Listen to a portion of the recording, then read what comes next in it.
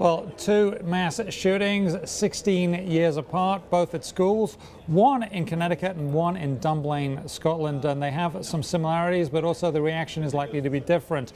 Jerry Seib of the Wall Street Journal joins us now from Washington, D.C. to discuss this. Jerry, great column as always. Tell us about Dunblane and the similarities. Well, 1996, similarities start with the fact that you had, in both cases, an elementary school where a mentally troubled man in each case, walks in Dunblane. Somebody walked in with several handguns, found 5- and 6-year-olds in a gymnasium, began shooting. 16 of those kids died. One teacher, several other teachers wounded. In Newtown, Connecticut, obviously, somebody walked in, found also similarly young students, 6- and 7-year-olds in this case, opened fire. 20 died, and 6 adults, administrators and teachers.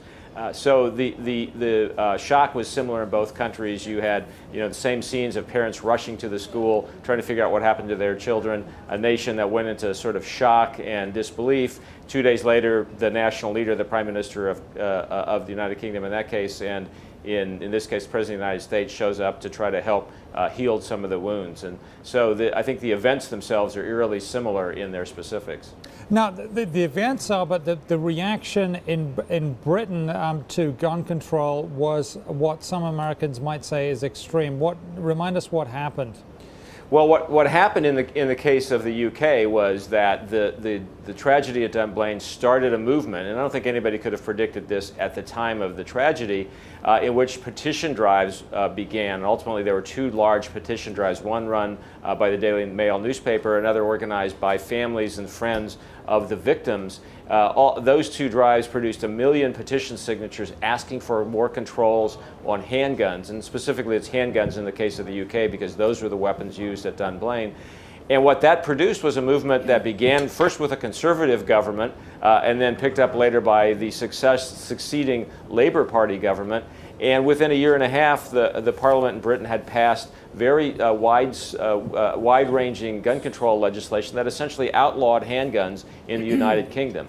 That is probably something that won't happen in the U.S. I think the gun culture here and the Second Amendment here are quite different forces. But it tells you that you can't predict at the outset exactly how far and wide-reaching these ripple effects might be. And I guess that's part of the point of your column, Jerry, is it that we're not going to be able to predict with ease how this plays out, right? No, I think that's exactly right. And I think it's a mistake to try to predict at this hour, because a lot of people have said 2 things that I think are possible but by no means certain, and they're contradictory. Some people say, well, surely now there will be some gun control legislation. That's been said in the past after tragedies like this, and nothing actually happens.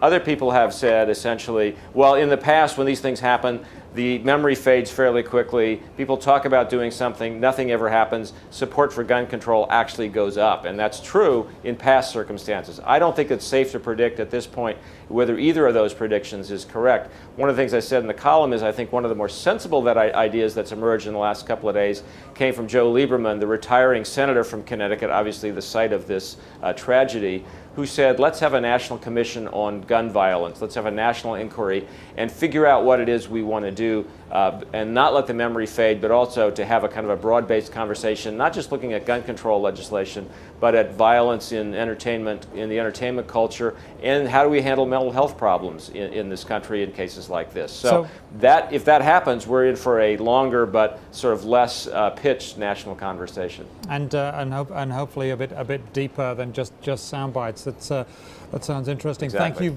Thank you very much, Jerry Seib. Always a pleasure to have you on the show, and I suggest everyone check out Jerry's column.